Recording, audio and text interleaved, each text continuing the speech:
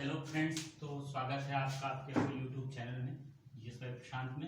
तो उत्तर मुगल काल के बारे में आज हम जानते हैं। ये एक आधुनिक भारत का जो है महत्वपूर्ण चैप्टर है और आप देखेंगे कि मुगल काल को तो आप मध्यकालीन इतिहास में पढ़ते ही हैं, लेकिन जब मॉडर्न हिस्ट्री को हम देखते हैं तो वहाँ भी उत्तर मुगल काल से संबंधित चीजें पढ़ी जाती हैं।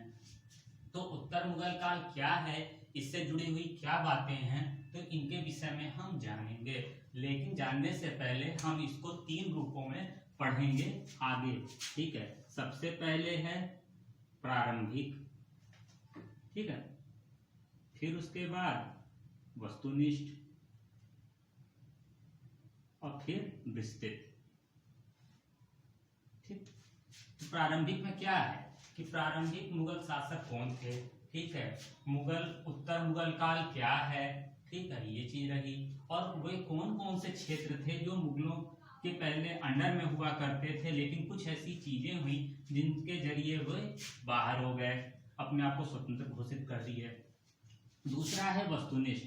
तो वस्तुनिष्ठ से मतलब है कि परीक्षा में कौन कौन से ऐसे प्रश्न आते हैं उत्तर मुगल काल से रिलेटेड, ठीक है, तो उनके विषय में हम वस्तुनिष्ठ में देखेंगे। और विस्तृत रूप में हम इन दोनों को मिलाकर लिखेंगे कि अगर कहीं कह दिया जाए इसके विषय में लिखने को, या ऐसे कोई क्वेश्चन आते हैं तो उसके विषय में हम यहाँ लिखेंगे।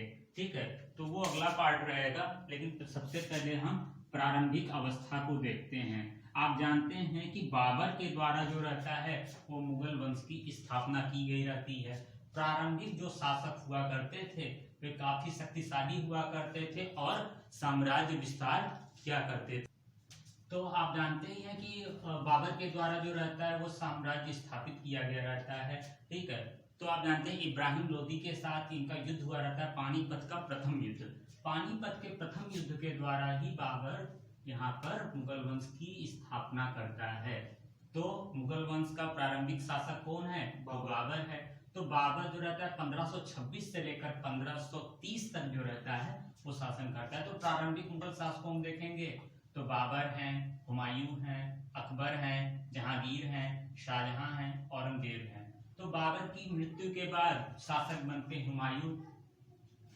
तो हुमायूं का जो शासन रहता है वो 1530 से लेकर 1556 तक रहता है, लेकिन 1540 से लेकर 1555 में शेरशाह सूरी नामक एक अफगान रहता है, उसके द्वारा जो है ये सत्ता से हटा दिए गए रहते हैं और भारत से बाहर ये अपना निर्वासित जीवन जीते हैं। बाद में फिर युद्ध करके सत्ता पाते हैं। ठीक है, फिर उसके बाद आते हैं अकबर। ठीक है, अकबर आप जानते हैं कि सबसे महान मुगलों में शासक रहता है, अपनी नीतियों के कारण वे जाने जाते हैं। और 1556 से लेकर 1605 ईस्वी तक जो रहता है वो इनका शासन रहता है और साम्राज्य विस्तार किया गया रहता है। फिर जहांगीर, ये किसके पुत्र हैं? तो अकबर के। इनका एक नाम और रहता है, क्या नाम रहता है? सलीम। तो 1605 से लेकर 1627 तक का इनका कार्यकाल रहता है।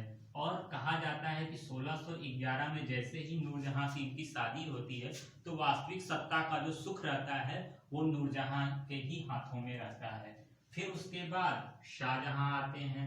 तो शाहजहां 1627 से लेकर 1657 तक शासन करते हैं, लेकिन औरंगजेब के द्वारा जो है इनको पकड़कर आगरा के किले में बंद कर दिया जाता है और वहीं पर इनकी मृत्यु होती है और फिर औरंगजेब सत्ता को पाता है। तो ये प्रारंभिक चीजें थी। प्रारंभिक चीजों में हम देखेंगे कि बाबर की क्या नीतियां रही, ठीक है, हुमायूं की क्या रही, अकबर की क्या रही, जहांगीर की क्या रही, शाहजहां क्या रही और औरंगजेब की क्या रही। लेकिन ये सारी जो चीजें हैं वे जो है मध्यकालीन इतिहास से जुड़ी हुई हैं। आधा से ज्यादा हिस्सा मध्यकालीन इतिहास का जो है वो मुगलों के द्वारा ही है, लेकिन हम यहाँ पढ़ रहे हैं उत्तर मुगल काल।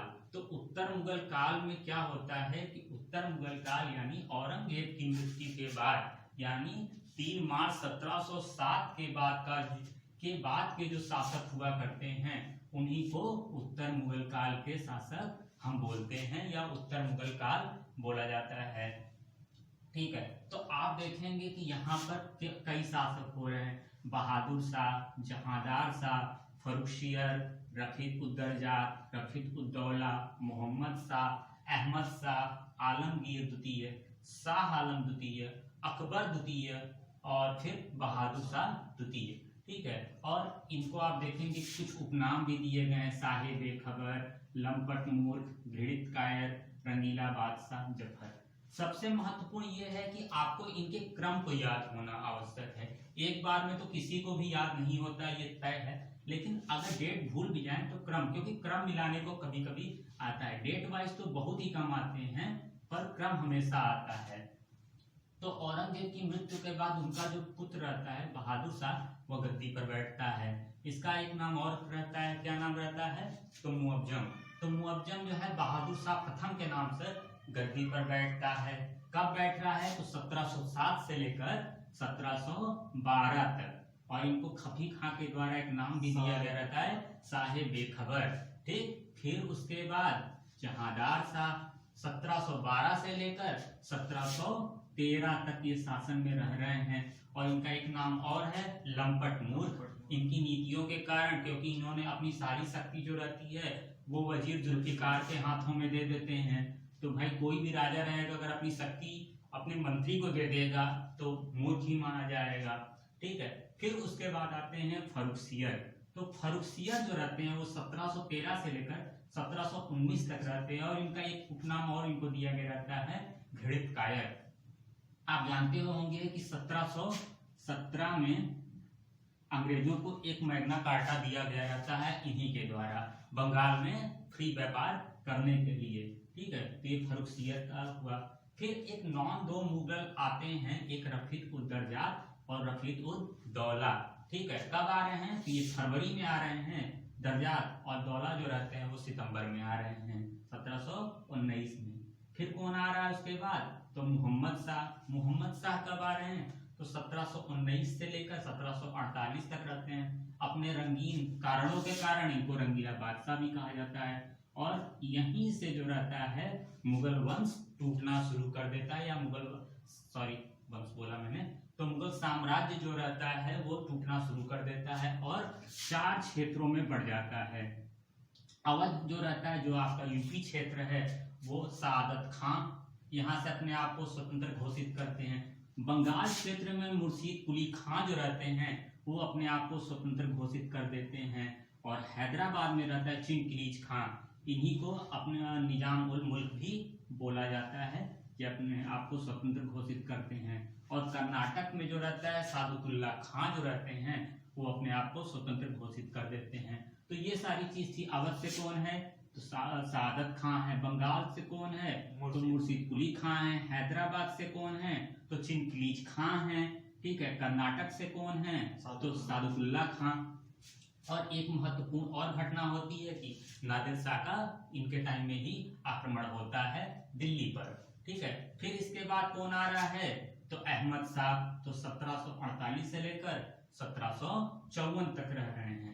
फिर अहमद शाह के बाद कौन मुगल शासक हो रहा है, तो आलमगीर द्वितीय। कब से कब तक, तो 1754 से लेकर 1758 तक। फिर कौन बन रहा है, तो शाह आलम द्वितीय बन रहे हैं। तो शाह आलम द्वितीय कब से कब तक हैं, तो 1759 से लेकर 1806 तक। आपको पता ही है कि एक साथ 2 मुगल शासक हो जाते हैं। एक जो रहते हैं शाहजहां तृतीय के नाम से शासक दिल्ली में रहते हैं, और ये जो रहते हैं बिहार क्षेत्र में रहते हैं, तो ये भी अपने आप को राजा घोषित किए रहते हैं, बाद में ही जीतते हैं। फिर अकबर द्वितीय। अकबर द्वितीय आप जानते हैं कि राम मोहन राय को राजा की उपाधि अकबर द्वितीय ने ही दी रहती है।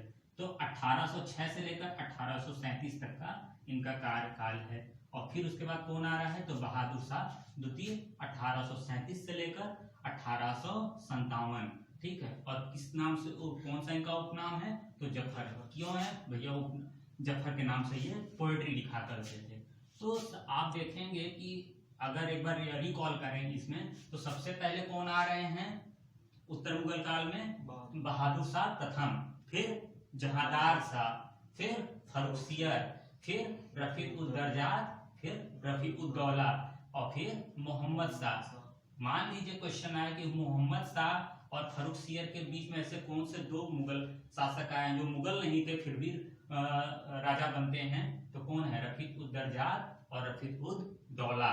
ठीक, फिर कौन है, मोहम्मद शाह के बाद अहमद शाह, अहमद शाह के बाद कौन हो रहा है, तो आलमगीर द्वितीय, फिर शाह आलम द्वितीय, फिर अकबर द्वितीय, फिर बहादुर शाह द्वितीय।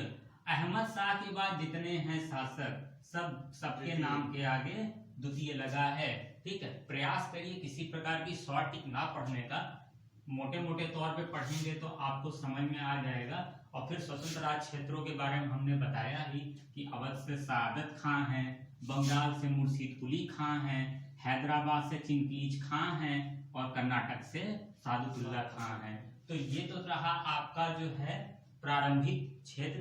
ठीक है, और इसके बाद अब हम देखेंगे कि वस्तुनिष्ठ कैसे बनता है उसके बारे में। तो उत्तर मुगल काल के जो महत्वपूर्ण वस्तुनिष्ठ हैं तो उनके विषय में हम देखते हैं। अभी तक हमने देखा कि एक प्रारंभिक अवस्था क्या होती है, ठीक है, उत्तर मुगल काल की। तो हमने 3 रूपों में इसको पढ़ना है। एक तो है प्रारंभिक, एक है वस्तुनिष्ठ और तीसरा है विस्तृत। ठीक है, तो इन 3 रूपों में जो है हम इसको देखेंगे। तो प्रारंभिक अवस्था तो हम पढ़ ही चुके हैं इसकी, और वस्तुनिष्ठ में कौन कौन सी ऐसी चीजें हैं जो उत्तर मुगल काल के में आती हैं और परीक्षा संबंधी क्या हैं चीजें उनके विषय में, और विस्तृत रूप में कि एक विस्तार से कैसे उसको पढ़ा जाता है कि जैसे क्वेश्चन आए तो उसको आप कैसे लिख सकें, तो उसके विषय में अगली बार बताया जाएगा। तो उत्तर मुगल काल के महत्वपूर्ण वस्तुनिष्ठ में आप देखेंगे तो 1707 से लेकर 1857 के बीच की जो घटनाएं हैं जो मुगल काल से जुड़ी हुई हैं तो उनके विषय में। तो सबसे पहले देखते हैं बहादुर शाह प्रथम के बारे में। तो बहादुर शाह प्रथम कहिए चाहे इनको मुअज्जम कहिए, इनका मूल नाम मुअज्जम हुआ करता था। तो जैसे ही औरंगजेब की मृत्यु होती है 3 मार्च 1707 को, उसके बाद के जो शासक होते हैं यानी बहादुर शाह, तो औरंगजेब एक वसीयत के जरिए अपने पुत्रों में उसका अपने राज्य को बांटा रहता है।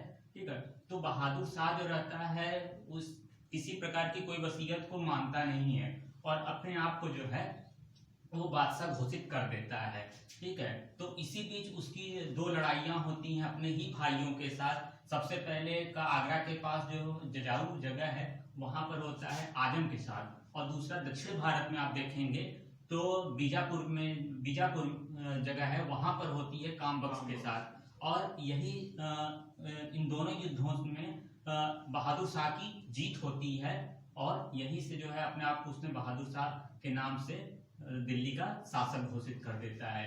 उसी टाइम खफी खां रहते हैं, उनके द्वारा जो है तो इसको साहे बेखबर की उपाधि दी गई रहती है। तो उपाधियों से भी कभी कभी क्वेश्चन आ जाता है कि साहे बेखबर किसको कहते थे। एक चीज और है कि उसी समय इसके ही टाइम में एक डच प्रतिनिधि आए रहते हैं जोशुआ केटलार। तो जोशुआ केटलार के साथ ही एक और घटना और आगे की रहती है, एक पुर्तगाली स्त्री रहती है जुलियाना, तो उनको फिदवा तथा बीबी की उपाधि जो रहता है बहादुर शाह जफर के द्वारा दिया जाता है। जहां तक देखें इनके शासन में कैसी चीजें रहती हैं तो एक सहिष्णु शासक के रूप में जाने जाते हैं। सिखों को छोड़ दिया जाए तो बाकी जो लोग हैं उनके साथ इनके संबंध अच्छे रहते हैं। जहां औरंगजेब की जो रहती है राजपूत नीति और धार्मिक नीति के कारण जो एक कटाव होता है वो इनके टाइम में नहीं होता है, बाकी तो सारे चीजें ही सही ही रहती हैं। दूसरा अब देखते हैं तो जहांदार शाह। तो जहांदार शाह का जो शासन होता है वो 1712 से लेकर 1713 तक का इनका शासन है। तो इनको कमजोर शासक के रूप में जाना जाता है। बहादुर शाह के 4 पुत्र हुआ करते थे। चारों पुत्रों में उत्तराधिकार की लड़ाई शुरू हो जाती है, पर जो रहता है ये जहांदार शाह जो रहते हैं वो उत्तराधिकार के युद्ध में कामयाब होते हैं। सबसे कमजोर होते हुए भी ये शासक बनते हैं और किसके सहयोग से बनते हैं तो जुल्फिकार जो रहते हैं जो इनका वजीर होता है, इसी के सहयोग से जो होता है ये शासक बनते हैं। ठीक है, लेकिन इनकी शासन में ज्यादा दिलचस्पी रहती नहीं है। एक लाल कुंवरी नाम की वेश्या रहती है जिससे इनके संबंध को लेकर काफी चर्चा में रहते हैं। तो ये उन्हीं की तरफ ज्यादा आसक्त रहते हैं और शासन संबंधी कोई ध्यान देते नहीं है। सारा शासन जो रहता है वो जुल्फिकार खां के हाथों में ही रहता है। और आप देखेंगे कि इनको जो उपनाम दिया गया रहता है वो लंपट मूर्ख के नाम से दिया गया रहता है कि लंपट मूर्ख के नाम से कौन जाना जाता है तो जहांदार शाह के जाना जाता है। और फिर आप देखेंगे कि क्योंकि इनकी दिलचस्पी ज्यादा तो रहती नहीं है, तो फर्रुखसियर जो रहता है इनकी जो है वो हत्या कर देता है। ठीक है, उसके बाद फर्रुखसियर हत्या करने के बाद स्वयं को शासक घोषित करता है। तो फर्रुखसियर का जो शासन रहता है वो 1713 से लेकर 1719 तक का रहता है। और ये जो फर्रुखसियर शासक बनते हैं वो सैयद बंधुओं के ही सहयोग से बनते हैं। सैयद बंधु एज ए जो रहता है किंग मेकर की भूमिका निभाते हैं कि कौन शासक बनेगा। तो दो भाई रहते हैं, एक रहते हैं अब्दुल्ला खां और हुसैन खां। तो जब सैयद बंधु जो रहते हैं आपके, वो जब फर्रुखसियर को शासक बनवाते हैं तो इन्होंने भी बदले में अब्दुल्ला खां को वजीर बनाते हैं और हुसैन खां को मीर बख्शी यानी सैन्य संबंधी कार्यों की देखरेख करने वाला बनाते हैं।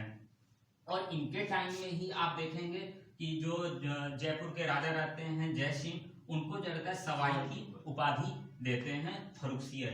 एक महत्वपूर्ण घटना और फर्रुखसियर के साथ होती है कि फर्रुखसियर को एक फोड़ा हो जाता है। तब उसी टाइम एक अंग्रेज अधिकारी, जो अंग्रेजों का एक दस्ता रहता है, उसमें एक हैमिल्टन नाम के डॉक्टर रहते हैं, उनके द्वारा जो रहता है इनके फोड़े का इलाज कर दिया जाता है। ये बड़ा प्रभावित होकर उनसे जो रहता है 1717 में जो है एक शाही फरमान जारी करते हैं। तो शाही फरमान में ये कहते हैं कि 3000 रुपये वार्षिकी पे जो है बंगाल क्षेत्र में फ्री पास दिया जाए।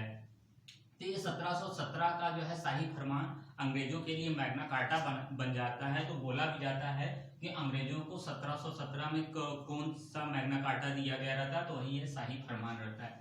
एक महत्वपूर्ण घटना और इनके समय में हुई रहती है, 1716 में बंदा बहादुर को फांसी दी गई रहती है। बंदा बहादुर जो रहते हैं सिखों के सेनापति के रूप में काम करते हैं, वो सिखों की तरफ से जो रहता है वो लड़ते हैं। तो ये बंदा बहादुर को इनके टाइम में फांसी दे दी गई रहती है। फर्रुखसियर का एक उपनाम और दिया गया रहता है, घृणित कायर के नाम से इनको जाना जाता है। तो ये रहा ओवरऑल जो है फर्रुखसियर से रिलेटेड। ठीक है, अब आपको मैंने बताया था कि दो ऐसे नॉन मुगल रहते हैं जो दिल्ली की गद्दी पर बैठते हैं। एक रहते हैं रफीक-उद-दर्जात 1719 में, एक रहते हैं रफीक-उद-दौला तो 1719 में भी रहता है। रफीक-उद-दर्जात जो रहते हैं वो फरवरी में जो रहता है वो शासक बनते हैं। और 17 लेकिन कुछ ही दिनों बाद इनकी मृत्यु हो जाती है जून में। इनको टीबी की बीमारी रहती है जिसकी वजह से इनकी मृत्यु हो जाती है। फिर उसके बाद बनते हैं रफीक-उद-दौला, तो इनको पेचिस की बीमारी रहती है। 1719 में सितंबर में इनकी मृत्यु हो जाती है। तो यही जो सैयद बंधु रहते हैं, आप देखेंगे कि यहाँ जहांदार साहब को भी मरवा देते हैं, फिर फर्रुखसियर की भी हत्या हो जाती है। फिर धीरे धीरे ये रफीक-उद-दर्जात और रफीक-दौला अपने आप ही मर जाते हैं। बाद में जो शासक बनता है वो मुहम्मद शाह बनता है। और मैंने आपको बताया था कि जो मुहम्मद शाह होता है इसी के टाइम में 4 क्षेत्रों में मुगलों के जो प्रांतीय क्षेत्र रहते हैं वो अलग अलग बढ़ जाते हैं। कौन कौन से थे? अवध, बंगाल, हैदराबाद, फिर कर्नाटक। तो ये 4 क्षेत्र रहते हैं जो कि आगे जाके बढ़ जाते हैं। तो आप देखेंगे अवध में कौन रहता है? सआदत खां रहते हैं। हैदराबाद से कौन रहता है? तो निजामुल मुल्क रहते हैं। तो ऐसे ही और कर्नाटक में सादुतुल्ला खां रहते हैं। तो ये अलग होते हैं। और मोहम्मद शाह का एक उपनाम और रहता है जिनको रंगीला बादशाह के नाम से भी जाना जाता है। लेकिन ये मोहम्मद शाह बड़ा चालाक रहता है, वो जानता है कि यही सैयद बंधु जो रहते हैं वो इतने लोगों को मरवाते आ रहे हैं, तो हमें भी जितनी जरूरत पड़ेगी ये मरवा देंगे। तो ये सैयद बंधुओं की ही हत्या करा देता है और यहीं से सैयद बंधु यानी अब्दुल्ला खां और हुसैन खां इन दोनों का काम खत्म हो जाता है। और आपको बताया था कि इसी टाइम में बंगाल, अवध, हैदराबाद स्वतंत्र अपने आप को घोषित कर देते हैं कि अब हम मुगलों के साथ नहीं रहेंगे, हम अब स्वतंत्र हैं। एक महत्वपूर्ण घटना और थी नादिर शाह का आक्रमण। नादिर शाह को मैंने आपको बताया था कि ईरान का नेपोलियन बोला जाता था। ठीक है, पहले ये चरवाहा रहता है नादिर शाह। 1736 में ये मतलब गद्दी पर बैठता है और 1739 में मतलब ये जो रहता है भारत पर आक्रमण करता है। इसका मानना था कि भारत में काफी धन संपदा है, चल के लूटा जाए। शुरुआत में ये जो रहता है वो पंजाब क्षेत्र से ही वापस जाना चाहता है, पर अवध के जो नवाब रहते हैं सआदत खां वो इनवाइट कर देते हैं इसको दिल्ली की तरफ। और ये दिल्ली में 57 दिन रहता है और खूब सारा कत्लेआम मचाता है और जो यहाँ की धन संपदा रहती है उसको लूट के ले जाता है। और जो तख्त ताउस रहता है जिसपे मुगल बैठा करते थे उसको भी लूट ले जाता है और कोहिनूर हीरा। तो ये नादिर शाह का यही था आक्रमण 1739 में। इसको क्या बोलते थे? ईरान का नेपोलियन। ठीक है, उसके बाद से आप देखेंगे कि अहमद शाह आता है। तो अहमद शाह जो रहता है 1748 से लेकर 1754 तक में जो रहते हैं ये शासक रहते हैं। ठीक है, इनके टाइम में एक ही महत्वपूर्ण घटना हुई रहती है, पहला अहमद शाह अब्दाली का आक्रमण। ठीक है, 1748 में अहमद शाह अब्दाली भी उसी क्षेत्र से आता है जहां से नादिर शाह रहता है। तो नादिर शाह से बड़ा प्रभावित रहता है। तो ये 7 बार भारत पर आक्रमण करता है।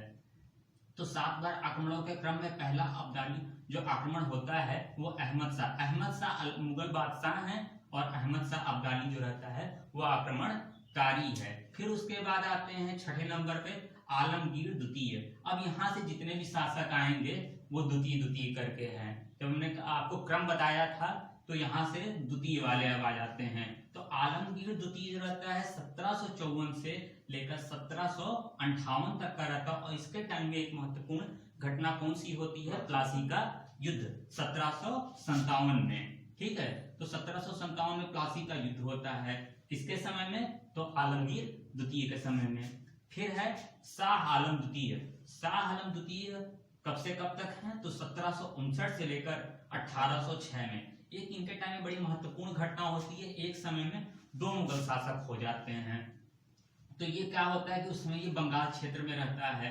ठीक है, और यहाँ पर शाहजहां तृतीय नाम के एक शासक रहते हैं, वो दिल्ली में रहते हैं। तो ये अपने आप को मुगल बादशाह घोषित कर देते हैं और ये अपने आप को घोषित कर देते हैं। बाद में दोनों में युद्ध होता है और शाह आलम जो रहता है वो विजयी होता है और दिल्ली की गद्दी पर बैठता है। तो शाह आलम के समय में सबसे महत्वपूर्ण घटना जो होती है वो है बक्सर का युद्ध 1764 में। फिर उसके बाद है पानीपत का तृतीय युद्ध। पानीपत का जो तृतीय युद्ध होता है वो 1761 में होता है।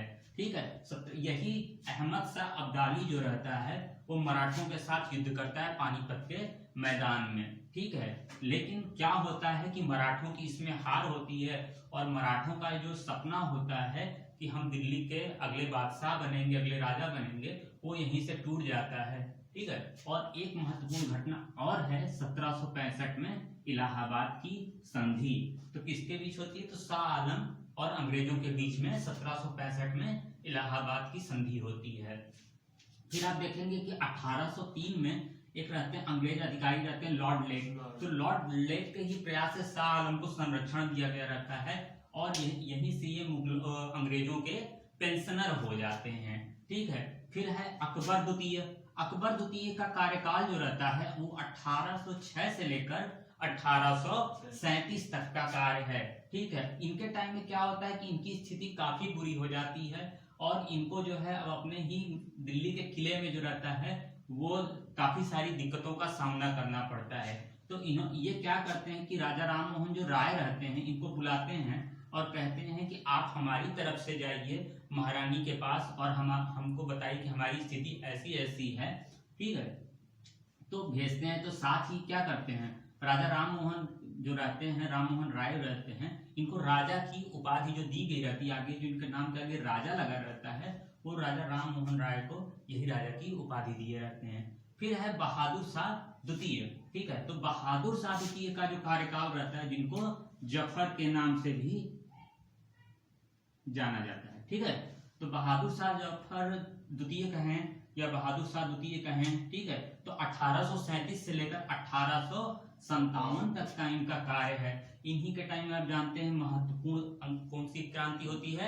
1857 की क्रांति होती है।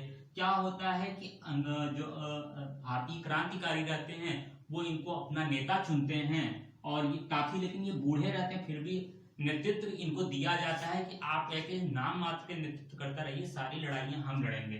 ठीक है, लेकिन क्या होता है कि अंग्रेजों द्वारा उस विद्रोह को दबा दिया जाता है और इनको पकड़ के जो रहता है रंगून की जेल में यहाँ से निर्वासित करके भेज दिया जाता है। ठीक है, और वहीं पर 1862 में इनकी मृत्यु हो जाती है। और आपको हमने बताया ही है कि जफर के नाम से उपनाम से ये पोएट्री लिखा करते थे इसलिए अपने नाम के आगे ये जफर लगाते थे। तो ये रहा ओवरऑल आपका ये कैसे कैसे पॉइंट बनेंगे, कहाँ कहाँ से आपके ऑब्जेक्टिव वाले आएंगे। तो एक बार फिर देख लेते हैं। सबसे पहले है बहादुर शाह प्रथम, 1707 से लेकर 1712 तक का इनका कार्यकाल है। मूल नाम क्या रहता है इनका? मुअज्जम रहता है। इनको उपाधि खफी खां द्वारा क्या दी गई रहती है? तो साहेब खबर की। अपने दो भाइयों के साथ 2 युद्ध लड़ते हैं।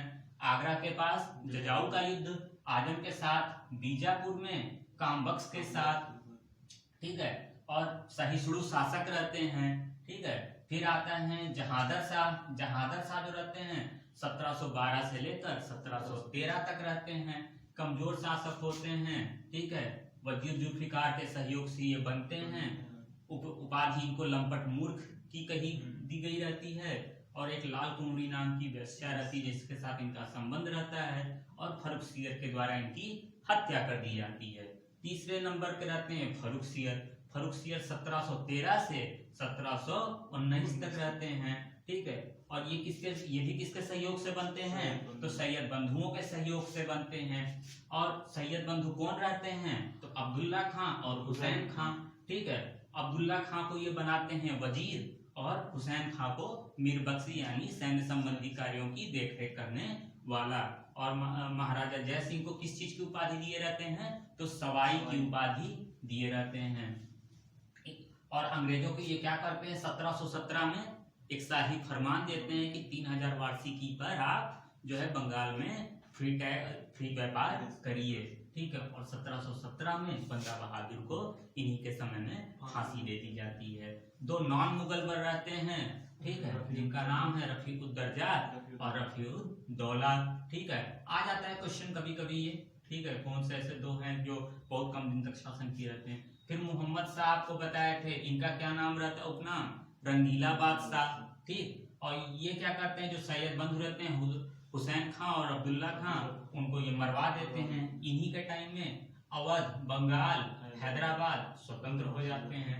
और इन्हीं के टाइम में जो ईरान का नेपोलियन माना जाता है, कहा जाता है, नादिर शाह, उसका आक्रमण होता है। कितने दिनों तक नादिर शाह यहाँ रहता है? तो 57 दिन तक यहाँ रहता है। क्या ले जाता है? तो कोहिनूर हीरा और तख्ते ताउस, ठीक है। फिर कौन आते हैं? तो अहमद शाह आते हैं, ठीक है। 1748 से लेकर 1754 तक का इनका शासन है। और इन्हीं के टाइम में किसका आक्रमण हो रहा है? तो अहमद शाह अब्दाली का, ठीक है। कितनी बार आक्रमण किया रहता है? तो 7 बार आक्रमण किया रहता है, ठीक है। फिर उसके बाद कौन आते हैं? तो आलमगीर द्वितीय आते हैं। तो 1754 से लेकर 1758 तक का इनका कार्यकाल है। कौन सा युद्ध हो रहा है महत्वपूर्ण? प्लासी का युद्ध हो रहा है। कब हो रहा है? 1757 में, ठीक है। फिर उसके बाद कौन आ रहा है? शाह आलम द्वितीय आ रहे हैं। तो शाह आलम द्वितीय कब से कब तक है? तो 1759 से लेकर 1806 तक, ठीक है। इनके टाइम में बताए थे कि 2 शासक हो जाते हैं, ठीक है। एक शाह आलम हो जाते हैं और एक शाहजहां हो जाते हैं। बाद में दोनों के बीच में युद्ध होता है, शाह आलम विजयी होते हैं और फिर बाद में अपने आप को ये शासक घोषित करते हैं। इनके टाइम में 3 महत्वपूर्ण घटनाएं हैं। एक है बक्सर का युद्ध 1764 का, फिर पानीपत का युद्ध हो रहा है, ठीक है। किसके किसके बीच? अहमद शाह अब्दाली और मराठों के बीच, ठीक है। फिर एक संधि होती है 1765 की, इलाहाबाद की संधि, इलाहाबाद के किले में होती है, ठीक है। फिर 1806 में लॉर्ड लेक के प्रयास से इनको शाह आलम को अंग्रेजों का संरक्षण होता है और ये अंग्रेजों के पेंशनर बन जाते हैं। ये एक बार अंग्रेजों के भी पेंशनर बनते हैं, एक बार मराठों के भी पेंशनर बनते हैं, ठीक है। और अंधे शासक के रूप में भी हमने बताया था कि ये जाने जाते हैं, ठीक है। अकबर द्वितीय 1806 से लेकर 1837 तक रहते हैं। राम मोहन राय को किस चीज की उपाधि दिए रहते हैं? तो राजा की उपाधि दिए रहते हैं। फिर आते हैं लास्ट में बहादुर शाह द्वितीय। तो बहादुर शाह द्वितीय 1837 से लेकर 1857 तक रहते हैं। 1857 की महत्वपूर्ण जो सबसे बड़ी क्रांति होती है वो इन्हीं समय होती है और 1862 में इनकी रंगून में मृत्यु हो जाती है। तो ये रहा आपका ओवरऑल जो है उत्तर मुगल काल से रिलेटेड महत्वपूर्ण वस्तुनिष्ठ की कहाँ से आते हैं। तो हमने आपको बताया ही था कि 3 रूपों में हम पढ़ेंगे। सबसे पहले प्रारंभिक रूप, यानी ये कौन कौन से शासक हैं, उत्तर मुगल काल क्या है, उत्तर मुगल काल के कौन कौन से शासक हुए हैं, वस्तुनिष्ठ में कि कहाँ कहाँ से वो कौन कौन से पॉइंट हैं जहाँ जहाँ से क्वेश्चन आते हैं, ठीक है, और उसके आंसर क्या हैं। और तीसरा हम आपने बताया था कि विस्तृत रूप में पढ़ेंगे कि किससे संबंधित परीक्षाएं हुई या किसी चीज को विस्तृत रूप में लिखना हो तो उसको कैसे लिखेंगे। तो आज के लिए तो बस इतना ही, ठीक है। उम्मीद करते हैं आपको समझ में आया होगा। तो धन्यवाद।